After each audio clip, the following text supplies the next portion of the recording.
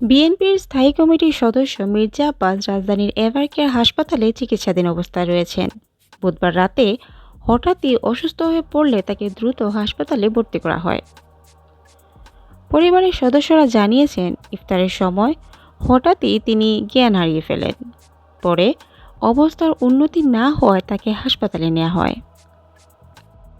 শুক্রবার সকালে তার শারীরিক অবস্থার অবনতি দেখা দিলে চিকিৎসকদের একটি বিশেষ মেডিকেল বোর্ড গঠন করা হয়।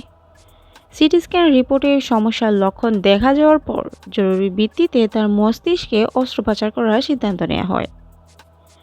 দীর্ঘ কয়েক ঘন্টার অস্ত্রোপচারের পর তাকে নিউরো আইসিইউতে নেওয়া হয় এবং বর্তমানে চিকিৎসকদের নিবিড় পর্যবেক্ষণে রাখা হয়েছে মির্জা আব্বাসকে। এদিকে মির্জা আব্বাসের অসুস্থতার খবর ছড়িয়ে পড়ার পর দেশের রাজনৈতিক মহলেও নড়াচড়া শুরু হয়েছে। শুক্রবার জুমার নামাজের পর প্রধানমন্ত্রী তারেক রহমান নিজেই হাসপাতালে গিয়ে তার খোঁজখবর নেন এবং চিকিৎসকদের সঙ্গে কথা বলেন। প্রধানমন্ত্রী জানিয়েছেন, প্রয়োজনে উন্নত চিকিৎসার জন্য তাকে বিদেশে পাঠানোর ব্যবস্থা করা হবে।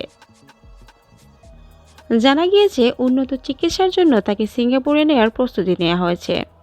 পরিস্থিতি উন্নতি হলে এয়ার অ্যাম্বুলেন্সে করে তাকে সেখানে নেওয়া হতে পারে। মির্জা আব্বাস বাংলাদেশের রাজনীতিতে দীর্ঘ পরিচিত একটি নাম। তিনি ঢাকা ৮ আসনের সংসদ সদস্য এবং বিএনপির অন্যতম প্রভাবশালী নেতা হিসেবে বহুল পরিচিত। এদিকে মির্জা আব্বাসের অসুস্থতার খবর ছড়িয়ে পড়ার পর বিভিন্ন রাজনৈতিক দলের নেতারা তার সুস্থতা কামনা করছে। এই মুহূর্তে মির্জা আব্বাসের শারীরিক অবস্থা নিয়ে দেশ জুড়ে উদ্বেগ তৈরি হয়েছে।